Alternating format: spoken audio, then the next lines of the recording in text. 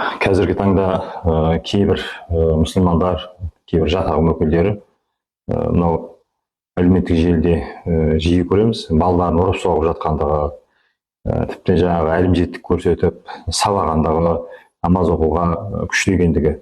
Жалпы дінімізде бар ма? Мынау ардақты пайғамбарымыз алейхиссалату вассаламның Абу Даудта келетін хадисін келтіреді көбіне. 6 жасында, 7 жасында балаларыңызды намазға шақырыңыздар, намаз үйретіңіздер, 10 жасына келсе оқымаса ұрыңыздар деп айтқан деп ше. Жалпы бұл хадисті ғалымдарымыз қалай түсінген? Яғни Алланың әмірін намазды үйрету ол ұрып соғумен болмайды.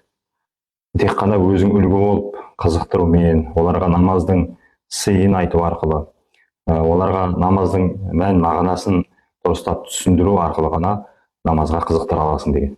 Сондықтан кез келген жалпы Алла Тағаланың дініне насихат, ол біріншіден өзіміздің іс-әрекетімізбен, екіншіден жұмсақ түрде, көркем түрде ғана болу керек. Сонда ғана ол әсерлі болады, сонда ғана ол балаларымызға бойына сіңіре аламыз.